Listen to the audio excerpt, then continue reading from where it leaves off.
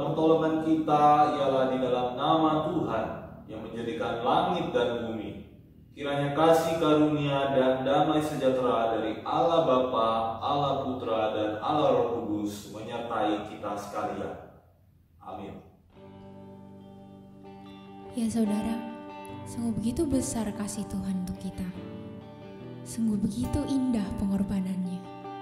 Mari sekarang kita mau siapkan hati kita mau datang ke hadiratnya. Kita mau menyembah dan meninggikan Dia. Karena hanya Dialah Allah yang layak untuk kita sembah.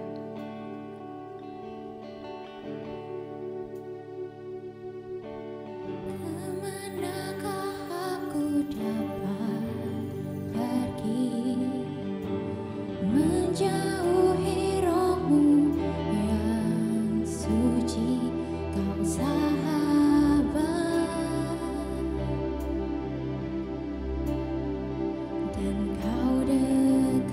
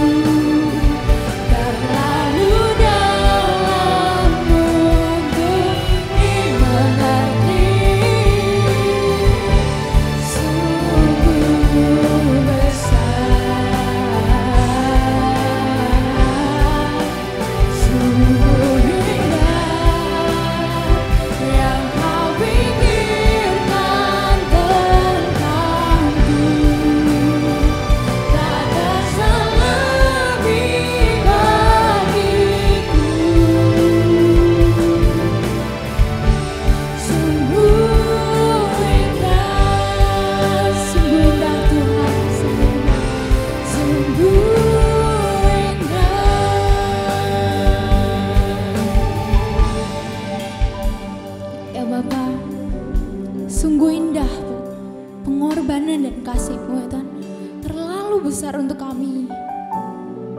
Bahkan kami tak layak Tuhan untuk menerimanya. Tuhan, sungguh kami bersyukur sekali lagi atas kasih-Mu Tuhan. Harian ini ya Tuhan, kami datang ke hadirat-Mu, kami ingin meninggikan, menyembah dan memuji Engkau, karena hanya Engkau Tuhan yang layak untuk kami sembah. Ya Bapa, biarlah Engkau hadir ya Tuhan hari ini, menyertai kami masing-masing di rumah kami ya Tuhan. Karena kami percaya Engkau ada, dan kami percaya bahwa Engkau tak terbatas oleh ruang dan waktu ya Bapa. Terima kasih ya Bapa. Hanya di dalam nama-Mu kami berdoa. Amin. Selamat pagi saudara. Karena Tuhan telah menyelamatkan kita, mari sekarang kita memuji dan meninggikan Dia. Mari kita mau bersorak untuk Dia. Haleluya. Yesus, Kau kekuatan di hidupku, takkan gentar langkahku. Kau angkat tanganku di saat ku jatuh, Kaulah sumber kuatku. Lembah yang gelap kan ku lewati, sebab Engkau sertaku. Jalan imanku ku diselamatkan oleh kuasa Yesusku. Ku angkat tanganku, ku sorakan haleluya. Namamu berkuasa, surga bumi nyatakan. Ku angkat tanganku, nyatakan Kau hebat. Allah yang berkuasa, berkuasa selamanya. Mari tepuk tanganmu dan tinggikan suaramu, karena kita mau bersorak untuk Tuhan kita. Sekali lagi kita katakan, Yesus Kau kekuatan. Yesus Kau kekuatan di hidupku, takkan gentar langkahku. Kau angkat tanganku di saat ku jatuh, Kaulah sumber kuatku. Lembah yang gelap kan ku lewati, sebab Engkau sertaku. Jalan imanku ku diselamatkan oleh kuasa Yesusku. Ku angkat tanganku, ku sorakan haleluya. Namamu berkuasa, surga bumi nyatakan. Ku angkat tanganku, nyatakan Kau hebat. Allah yang berkuasa, kuasa selamanya. Ku angkat tanganku, ku sorakan haleluya.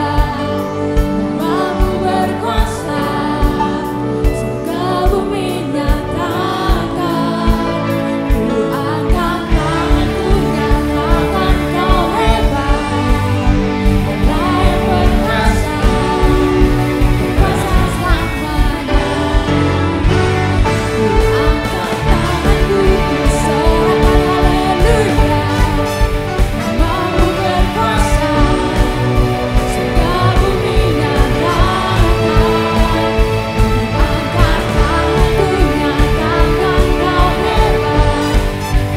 Allah yang berkuasa, berkuasa selamanya.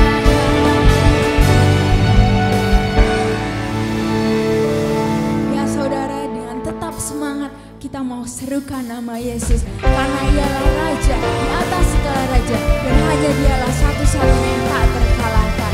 Mari sekarang kita mau serukan nama Yesus.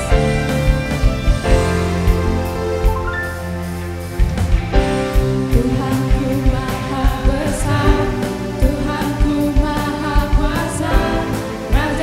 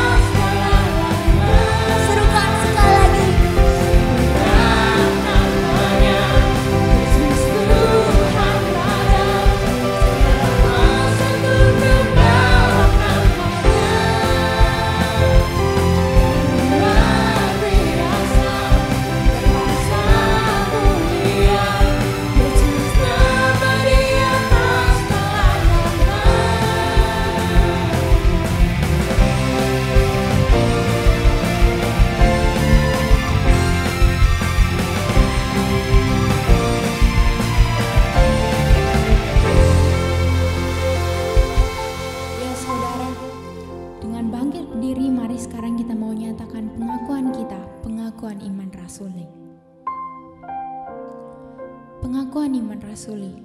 Aku percaya kepada Allah, Bapa yang Maha Kuasa, Khalik langit dan bumi, dan kepada Yesus Kristus anaknya yang tunggal, Tuhan kita, yang dikandung dari Roh Kudus, lahir dari anak darah Maria, yang menderita sengsara di bawah pemerintahan Pontius Pilatus, disalibkan, mati dan dikuburkan, turun ke dalam kerajaan maut.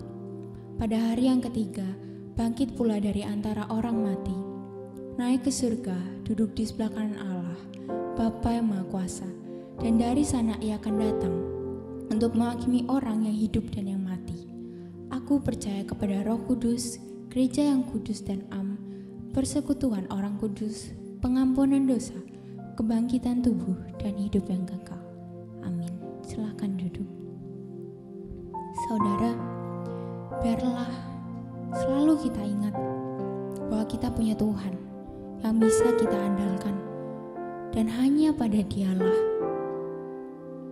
kita bisa berharap sepenuhnya kepadanya. Dan mari selalu kita ingat bahwa waktu Tuhan adalah waktu yang terbaik, dan Dia pasti akan menjawab doa kita, dan Dia yang tahu yang terbaik untuk kita. Mari sekarang kita mau siapkan hati kita. Kita mau pujikan sebuah lagu. Biar lagu ini bisa menguatkan kita semua. Kita katakan Engkau Tuhan yang setia. Engkau Tuhan yang setia, waktumu selalu yang terbaik. Engkau Tuhan sandaranku, dan ku hanya akan berharap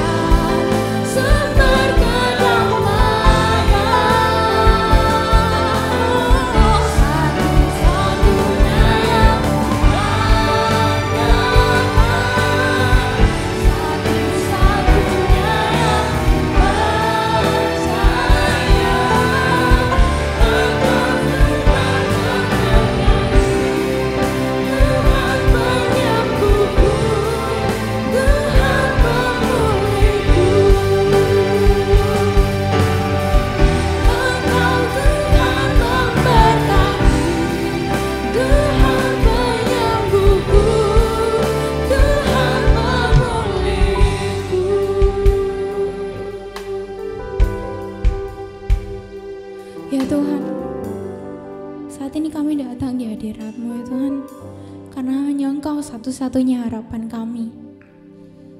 Tuhan, Engkau tahu kondisi saat ini ya Tuhan, di mana sedang ada pandemi corona ini ya Tuhan. Tuhan, kami percaya Engkau punya kuasa untuk mengakhiri segala ini ya Tuhan. Tuhan, biarlah Engkau yang sertai setiap orang yang bekerja di bidang medis. Engkau yang beri mereka kekuatan, kesehatan. Juga Engkau yang beri para pasien ini kesehatan dan pemulihan ya Tuhan. Juga Tuhan, kami mau berdoa untuk saudara-saudara kami yang mungkin sekarang ini sedang kesusahan ya Tuhan, karena adanya pandemi ini ya Tuhan. Mungkin banyak orang yang bingung akan bisnis yang mereka jalani. Mungkin juga banyak orang yang takut akan pendidikan mereka, masa depan mereka ya Tuhan. Dan banyak orang yang setiap hari semakin kesusahan ya Tuhan. Mereka bingung mau makan apa, mereka bingung mau kerja apa. Tapi Tuhan, kami percaya Engkau yang akan cukupkan mereka, Engkau yang akan pulihkan keadaan ekonomi mereka, Engkau yang akan menyertai mereka dalam segala kondisi apapun. Ya Bapa, saat ini kami datang membawa doa-doa kami ke hadapan-Mu ya Tuhan.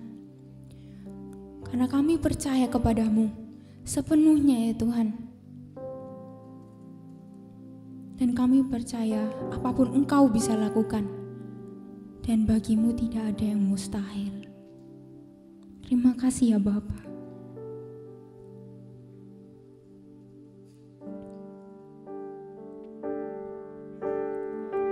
Satu-satunya yang ku andalkan, satu-satunya yang ku percaya, Engkau sumber kekuatan, sumber pengharapan, sumber kedamaian. Satu-satunya yang ku andalkan,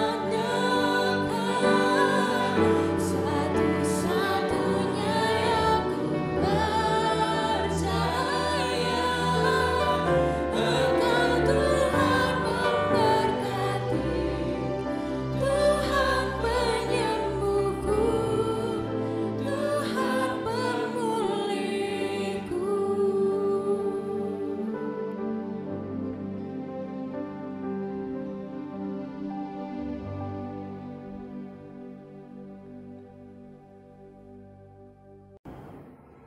Shalom teman-teman semua, apa kabarnya? Semoga selalu sehat dan tetap berada di bawah perlindungan Tuhan. Dan saat ini kita mau bersama-sama merenungkan firman Tuhan. Kita akan membuka terlebih dahulu kitab Wahyu pasal yang ke-7. Dan dalam bagian ini saya ingin mengajak kita membaca satu ayat terlebih dahulu di ayatnya yang keempat. Ayatnya yang keempat berbunyi demikian. Dan aku mendengar jumlah mereka yang dimeteraikan itu 144.000 yang telah dimeteraikan dari semua suku keturunan Israel. Mari kita berdoa. Tuhan, kami bersyukur pada kesempatan hari ini kami sudah datang kepadamu ya Tuhan. Kami dari segala tempat kami yang beribadah secara online. Kami tahu Tuhan itu melihat kedalaman hati setiap kami yang sudah memuji Tuhan, meninggikan Tuhan. Dan saat ini kami mau sama-sama membuka hati kami untuk kebenaran firman Tuhan. Kiranya firman-Mu itu boleh berbicara kepada kami, dan tolonglah hamba-Mu untuk menyampaikan firman Tuhan ini supaya setiap kami mengerti apa kebenaran yang Tuhan ingin sampaikan di dalam kehidupan kami. Terima kasih ya Tuhan, kami serahkan waktu firman Tuhan ini hanya ke dalam tangan-Mu. Hanya di dalam nama Tuhan Yesus kami sudah berdoa. Amin. Ya teman-teman, kalau kita melihat situasi kondisi seperti ini di tengah pandemi COVID-19, ada beberapa cara kita mengerti apa sebenarnya makna daripada keberadaan COVID-19. Setidaknya saya bagi dalam 3 hal. Yang pertama, mungkin ada sebagian dari kita yang menganggap virus corona ini adalah benar-benar murni perubahan genetis daripada virus tersebut yang berkembang di suatu binatang tertentu dan menular kepada manusia. Sehingga solusinya adalah dengan cara medis. Artinya harus dengan dokter-dokter yang mencari vaksin, menemukan vaksin dan membagikan vaksin itu kepada setiap kita sehingga kita bisa mengatasi virus corona.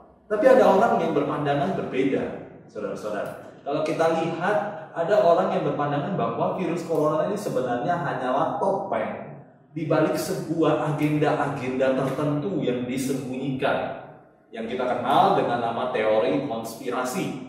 Dan mungkin saja ada maksud-maksud dan makna tertentu di balik keberadaan COVID-19 yang dirancang oleh sekelompok orang. Dan tentu saja banyak orang yang menganut kepercayaan seperti ini. Mereka meyakini bahwa COVID itu sebenarnya gak terlalu menjadi highlight, tetapi ada agenda di balik hal tersebut. Lalu ada orang yang menganggap virus corona sebagai yang saya kategorikan orang ketiga, yaitu adalah orang-orang yang tidak peduli dengan keberadaan virus corona. Mengapa demikian? Mereka rela mendapatkan beberapa mungkin potong ayam goreng dari sebuah franchise ternama. Demi hal itu mereka berkerumun, mereka tidak peduli kalau mereka tertular, yang penting mereka bisa mendapatkannya. Atau mungkin ada orang-orang yang nggak peduli dan tetap beli baju baru di masa-masa seperti ini, di tengah keramaian, dan mereka tidak mengindahkan adanya virus corona tersebut. Yang mana daripada setiap kita. Dan tentu saja kalau kita lihat kitab Wahyu itu bisa dibaca dengan 3 pendekatan yang seperti ini. Yang pertama, kalau kita lihat, kalau kita membaca kitab Wahyu, apa yang kalian rasakan? Sulit, bukan? Karena apa? Kitab Wahyu ini memiliki banyak penafsiran, teman-teman. Ya, kalau kita lihat kitab Wahyu ini punya banyak makna. Ada orang yang membaca kitab Wahyu ini secara literal. Artinya, kata-kata yang muncul di dalam kitab Wahyu itu adalah maknanya. Which is kalau ada naga yang disebutkan di kitab Wahyu, maka itu menggambarkan naga yang besar yang mungkin ada di dalam imajinasi dan otak kita, dan kita menafsirkannya demikian. Tetapi ada orang yang mendekati pembacaan kitab Wahyu itu tidak secara hurufiah, tidak secara literal. Artinya ada makna-makna yang tersembunyi yang tidak diungkapkan oleh penulis. Dan kita mesti gali, kita mesti cari tahu apa maknanya. Sehingga membaca kitab Wahyu, kalau kita lihat, tidak harus secara literal, hurufiah, tetapi juga bisa secara simbolis. Nah, tapi ada orang yang mendekati kitab Wahyu dengan pendekatan yang ketiga. Yang ini unik, yaitu bahwa dia tidak terlalu peduli dengan kitab Wahyu. Dia tidak terlalu mengambil pusing dengan keberadaan kitab Wahyu, karena kitab Wahyu itu memang kadang-kadang bisa membuat orang pusing untuk mengerti maksudnya. Jadi daripada saya pusing dengan keberadaan kitab Wahyu, ya sudah, saya nggak perlu baca. Nah, kira-kira dari 3 pendekatan ini teman-teman memilih pendekatan yang mana? Atau jangan-jangan teman-teman termasuk yang cuek dan tidak terlalu peduli dengan kitab Wahyu? Tapi syukur karena kita lihat hari ini kita mau bahas tentang kitab Wahyu. Salah satunya Wahyu pasal yang ke-7 yang punya suatu bagian yang sangat unik yang kita bisa gali bersama-sama mengenai siapakah 144.000 yang dimaksud di dalam Wahyu pasal yang ke-7. Nah, teman-teman, tentu saja pada bagian ini kita bisa melihat kalau teman-teman membaca keseluruhan daripada perikop pasal 7, dan saya harap teman-teman baca ya. Nah, kita bisa melihat bahwa ini menggambarkan seluruh keberadaan umat Allah dari segala bangsa yang akan dimateraikan oleh Allah dan hidup bersama-sama dengan Allah di dalam pemerintahannya.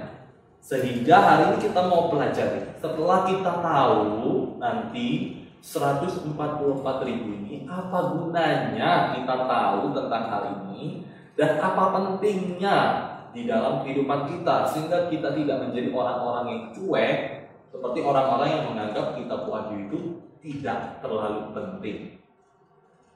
Nah teman-teman, setidaknya hari ini kita akan bahas 2 garis besar. Apa gunanya nih kita tahu tentang 144.000 itu, siapakah 144.000 itu, dan apa pentingnya di dalam kehidupan saya. Yang pertama adalah 144.000 ini adalah menggambarkan seluruh umat Allah dari segala bangsa, suku bangsa yang akan dimeteraikan oleh Allah sebagai bagian dari perjanjian Allah. Kalau kita mengacu kepada angka 144.000 di dalam bagian Alkitab yang sudah kita baca, kita bisa melihat bahwa ini menggambarkan suku Israel. Artinya ada pendekatan secara hurufiah bahwa ada dicatat suku Israel yang merupakan umat pilihan Allah. Dan tentu saja suku Israel di sini bukanlah dongeng, bukan mitos, tetapi adalah sejarah yang nyata. Yang real dicatat bahwa umat pilihan Allah itu dimulai dari pemilihan kepada bangsa Israel, secara khusus 12 suku Israel. Dan kalau kita lihat di bagian ini, 144.000 ini juga merupakan sebuah kalkulasi angka yang kita bisa baca. Ada 12 suku Israel dan masing-masing suku ada 12.000. Ini adalah sebuah kalkulasi angka yang tidak bisa kita tafsirkan secara literal. Mengapa demikian? Setidaknya ada 2 keberatan yang saya akan paparkan dalam kesempatan kali ini. Yang pertama adalah Wahyu, kitab Wahyu. Penulis kitab Wahyu ini selalu menuliskan angka-angka di dalam kitabnya. Dan angka-angka yang dimaksud itu selalu bukan mengacu kepada jumlah, tetapi kepada pemaknaan-pemaknaan tertentu. Misalkan kalau kita lihat angka 7 itu mewakili kesempurnaan. Lalu angka 12 itu mewakili suku Israel, bangsa Israel. Dan angka 10 itu mewakili jumlah yang tidak tertentu. Sehingga kalau kita lihat pemaknaan 144.000 ini dapat dimaknai secara simbolik, memberikan makna tertentu. Dan kita bisa lihat, kita tidak bisa mendekati angka 144.000 ini dengan menyatakan iya 144.000. Mengapa? Keberatan saya yang kedua adalah kita tahu jumlah populasi orang percaya, anggap Kristen saja, kalau kita lihat itu sudah sangat banyak sekali. Dan bagaimana kita menafsirkan ayat ini dengan hanya mengatakan bahwa umat pilihan itu hanya 144.000 orang. Itu adalah sesuatu yang nonsen, di mana kita tidak mungkin mendekati ayat ini demikian, karena jumlah orang percaya itu sudah sebegitu banyaknya. Jadi kalau kita membaca bagian ini, kita perlu melihatnya dari 2 sudut pandang. Yang pertama adalah secara hurufiah, bahwa memang bagian ini mencatat suku-suku Israel yang secara real, nyata, sejarah itu ada. Lalu juga yang secara simbolis, artinya kita mendekati kalkulasi angka 144.000 itu secara simbolis. Ada makna-makna, ada pengertian yang unik yang ingin disampaikan oleh penulis dalam hal ini. Sehingga kalau kita lihat pembacaan kepada bagian ini tentu saja harus mengacu kepada hal yang literal dan yang simbolis yang memaknai keseluruhan bangsa Israel. Lalu kalau kita lihat satu kata kunci yang penting di bagian ini adalah pemeteraian. Artinya seluruh bangsa, orang-orang dari segala bangsa itu akan dimeteraikan oleh karena janji Allah. Jadi karena ada janji Allah itu, maka umat Allah akan diberikan sebuah tanda yang sah berupa materai yang akan diberikan kepada mereka sebagai satu tanda sebelum bumi ini dirusakkan. Nah, kalau kita lihat Saudara-saudara mungkin tahu apa itu materai, ya. Materai itu adalah sebuah tanda, ya, tanda yang dipakai untuk apa? Untuk sebuah perjanjian. Nah, tetapi tentu saja bukan sembarang perjanjian kan ya teman-teman ya. Bayangkan kalau saya mengajak teman-teman semua untuk pergi ke mall. Saya janjian kepada teman-teman, after lunch kita akan pergi ke mall. Saya akan traktir teman-teman. Apakah waktu saya ngajak teman-teman ke mall itu saya harus siapkan surat, lalu siapkan materai, lalu sodorkan kepada teman-teman, atau minta tanda tangan secara virtual kalau sekarang nggak bisa ketemu, dan kita harus melakukan perjanjian secara materai tersebut? Tentu tidak, ya kan? Tentu kita akan melihat bahwa perjanjian yang dimaksud, perjanjian yang dimateraikan itu adalah perjanjian yang tentu saja harus kuat. Misalkan saya berjanji kepada teman-teman bahwa rumah saya ini, BTW ini rumah Tuhan ya, rumah saya itu saya akan jual seharga 100 juta. Apa reaksi teman-teman? Wih, murah amat. Mau dong, di mana? Ya, di rumah saya. Nanti saya akan berikan kalau teman-teman membayar seharga 100 juta. Nah, tapi pasti teman-teman akan mikir bahwa apa yang saya katakan itu hanyalah omong kosong. Karena apa? Tidak ada buktinya, tidak ada tandanya. Kecuali saya sodorkan sesuatu berkas dokumen yang menyatakan penjualan tanah saya tersebut, rumah saya tersebut dengan materai. Maka sebuah dokumen itu menjadi kuat. Nah, itulah yang dimaksud dengan pemateraian. Kalau kita lihat, Allah memberikan materainya atas perjanjian yang dia berikan. Sehingga kita bisa melihat fungsi materai itu setidaknya ada 3 di dalam hal ini. Fungsi materai dalam hal ini ada 3, yaitu pertama, mencegah dari perusakan atau kelalaian atau pengingkaran janji tersebut. Artinya ketika ada materai itu menjadi sangat kuat sekali, tidak bisa diingkari begitu saja. Lalu yang kedua, fungsi materai tentu saja menunjukkan kepemilikan, siapa yang memeteraikan dan siapa yang menerimanya. Ada perjanjian yang jelas di antara kedua belah pihak. Dan yang ketiga, kita bisa melihat bahwa materai itu menyatakan keaslian, sah, milik dari seseorang dan diberikan kepada seseorang yang lain. Sehingga materai itu adalah bukti keaslian daripada suatu perjanjian. Sehingga ketika kita melihat di bagian ini, Allah memeteraikan perjanjiannya, maka kita ini adalah kepunyaan Allah dan milik Allah. Dan itu menyatakan bahwa perjanjian Allah itu kekal, sah, asli, dan tidak dapat dirusak oleh siapapun. Sehingga kalau kita bisa melihat, teman-teman, dari bagian ini, kita ini adalah bagian daripada umat Allah. Kita ini yang termasuk di dalam 144.000 itu. Dan apa gunanya di dalam kehidupan kita? Kalau kita ini adalah termasuk di dalam perjanjian bersama-sama dengan Allah. Kita ini adalah umat Allah yang real, yang asli, yang telah dimeteraikan nantinya. Dan tentu saja kita tahu, orang-orang yang berada di luar daripada orang percaya tidak akan menerima tanda ini. So mungkin kita akan lihat, kita akan mengingat ada saudara-saudara kita, teman kita yang belum percaya kepada Kristus. Maka mereka tidak akan mendapat bagian di dalam hal ini. Dan itu menjadi tugas kita untuk boleh memberitakannya kepada mereka, supaya mereka bisa bersama-sama dengan kita berbagian di dalam kerajaan Allah. Dan hal yang kedua yang bisa kita pelajari dari bagian firman Tuhan ini jelas adalah umat Allah dari segala bangsa akan beroleh pengharapan yang kekal. Pengharapan yang kekal di dalam pemerintahan bersama Kristus. Kalau kita lihat di pembacaan kita di Wahyu pasal yang ke-7 ayat 9 sampai 17, jelas di situ mengatakan bahwa akan ada pemerintahan Allah yang kekal. Jadi lepas daripada kematian kita akan ada pemerintahan Allah yang kekal yang akan diberikan kepada setiap kita. dan ada anak domba Allah yang duduk di atas tahta. Anak domba ini siapa? Jelas, benar sekali, itu adalah Kristus.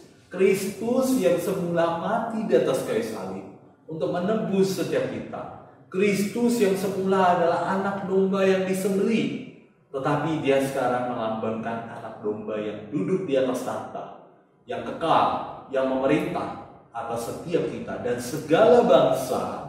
Kalau kita melihat ya di dalam bagian ini ada malaikat-malaikat yang sujud menyembah, ada tua-tua, ada keempat makhluk dan juga segenap seluruh bangsa yang berjubah putih akan sujud menyembah kepada anak domba, yaitu kepada Kristus.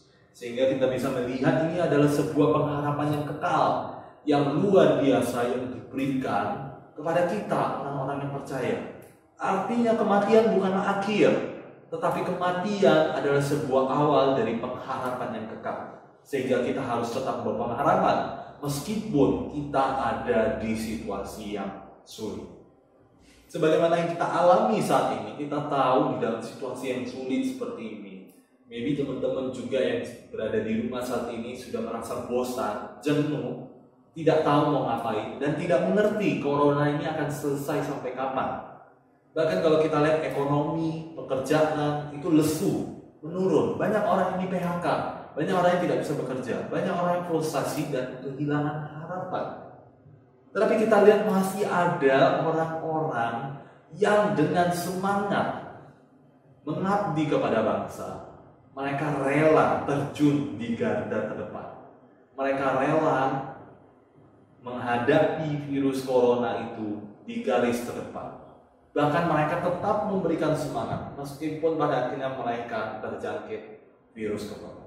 Dia adalah seorang dokter muda, dokter yang punya masa depan yang cerah, tetapi dokter yang mendedikasikan dirinya untuk melayani bangsa. Dan tentu saja dalam hal ini bukan dokter Tirta yang ingin saya sampaikan, tetapi kita akan melihat cuplikan videonya bagaimana dokter muda ini yang sudah berjuang menghadapi COVID-19 ini, dia memberikan semangat dan pengharapan kepada setiap kita. Mari kita lihat sama-sama videonya.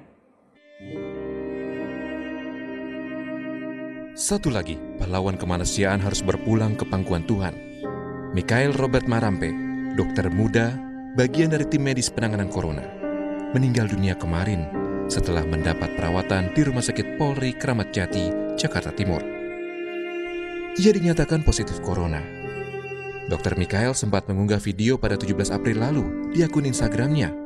Ia memberi semangat kepada tim medis karena yakin Indonesia bisa menang melawan corona. Mikhail juga meminta masyarakat untuk patuh dan tetap berada di rumah, sekaligus membantu perjuangan tim medis. Hari ini adalah hari ke-8 saya dirawat dan saya menjadi salah satu korban dari COVID-19. Buat saya, menjadi seorang dokter itu adalah suatu kebanggaan tersendiri. Tetap bisa melayani pasien, bisa membantu banyak orang, dan tidak ada penyesalan sedikit pun. Buat teman-teman semua di garda terdepan, tetap semangat dan wajib menggunakan APD yang lengkap. Selalu semangat teman-teman semua, dan Tuhan Yesus memberkati. Saudara-saudara semua, demikianlah kalau kita bisa melihat keberadaan dokter muda yang rela berkorban, bahkan kehilangan nyawa untuk memberikan semangat dan harapan bagi kita untuk berperang melawan virus corona. Demikian Kristus yang adalah anak domba itu telah mati di atas kayu salib. Kristus ada di garis terdepan untuk menyelamatkan kita, menghapus segala dosa kita, menanggung segala dosa kita, mati di atas kayu salib. Tetapi sekali lagi, kematian, penderitaan itu bukanlah akhir daripada segalanya. Tetapi sebuah kematian dan penderitaan itu adalah awal dari pengharapan yang kekal yang sudah diberikan dengan kematian Kristus di atas kayu salib. Kita semua beroleh pengharapan kekal. Saya ulangi lagi, melalui kematian Kristus saja kita itu sudah boleh menerima pengharapan yang kekal. So kita semua ini orang yang percaya itu sudah terima janji keselamatan Allah tersebut, dan kita otomatis adalah orang-orang yang berbagian di dalam umat Allah, yang berbagian di dalam pemerintahan Allah yang kekal, dan kita ini adalah orang-orang yang diselamatkan. So teman-teman, kalau kita melihat pada bagian ini, kalau kita sudah mengerti pemaknaan daripada apa yang kita baca, apa yang harus kita lakukan? Apa yang harus kita lakukan dengan mengerti bagian ini? Tentu saja kita tahu bahwa kehidupan yang sulit ini membuat kita mungkin kehilangan pengharapan. Kehidupan kita yang sulit ini seringkali membuat kita putus asa. Tetapi ingat, ada pengharapan yang kekal yang Tuhan berikan melalui Kristus, yang sudah menjamin hidup kita menjadi anak-anaknya, hidup di dalam kehidupan yang kekal. So kita nggak perlu takut, nggak perlu khawatir, dan nggak perlu cemas. Karena apa? Ada pegangan yang sejati, yaitu iman kita kepada Kristus. Kita harus terus berpegang kepada iman yang sejati itu, tetap percaya kepada Kristus walaupun di dalam situasi yang sulit. Saudara-saudara, kalau kita melihat melalui firman Tuhan hari ini, kita kembali belajar bahwa pemaknaan 144.000 ini menyatakan umat Allah, umat pilihan Allah, dan kita semua yang percaya kepada Allah, yang akan berbagian di dalam pemerintahan Allah dan menerima tanda materai keselamatan. Bahwa kita ini adalah milik Allah sepenuhnya, dan kita tidak akan pernah bisa dipisahkan daripada kasih Allah oleh apapun, karena ini adalah perjanjian Allah yang kekal. Dan semoga bagian ini boleh semakin menguatkan kita di masa-masa pandemi seperti ini, supaya kita tetap boleh berpengharapan kepada Allah. Kiranya Tuhan Yesus memberkati kita semua. Mari kita berdoa. Tuhan Yesus, kami bersyukur pada kesempatan hari ini kami sekali lagi boleh diingatkan melalui kebenaran firman Tuhan. Kami tahu ya Tuhan, kami orang yang lemah dan terbatas. Kami seringkali lupa pada pengharapan kekal yang Tuhan sudah sediakan di dalam kehidupan kami. Kami seringkali lupa bahwa Tuhanlah satu-satunya jaminan keselamatan hidup kami. Karena melalui kematian-Mu, kematian anak domba, yaitu Kristus yang sudah rela menanggung segala dosa kami, demikianlah kami boleh diselamatkan. Dan kiranya melalui masa-masa yang sulit seperti ini, kami tetap berpengharapan kepada Engkau ya Tuhan. Kami tetap yakin bahwa Engkau adalah sumber jaminan keselamatan itu di dalam kehidupan kami. Dan kami tidak takut lagi. Kami yakin dan percaya kami ada di dalam bagian bersama dengan Allah, hidup kekal di dalam pemerintahan Allah. Dan melalui pembacaan firman Tuhan hari ini, kiranya kami boleh terus belajar untuk mengerti kebenaran firman Tuhan itu. Meskipun sulit, kami percaya Roh Kudus-Mu menolong kami untuk boleh mengerti firman Tuhan dan melakukannya di dalam kehidupan kami sehari-hari. Terima kasih ya Tuhan. Inilah segenap doa dan permohonan kami berdoa hanya di dalam satu nama Tuhan kami, Yesus Kristus. Semua yang percaya katakan amin. God bless you all. Ya saudara, karena dengan firman ini, kita biasalah menjadi tetap setia dan taat kepada Tuhan. Kita hidup menurut kehendak-Nya. Mari sekarang kita mau bawa persembahan yang terbaik untuk Dia.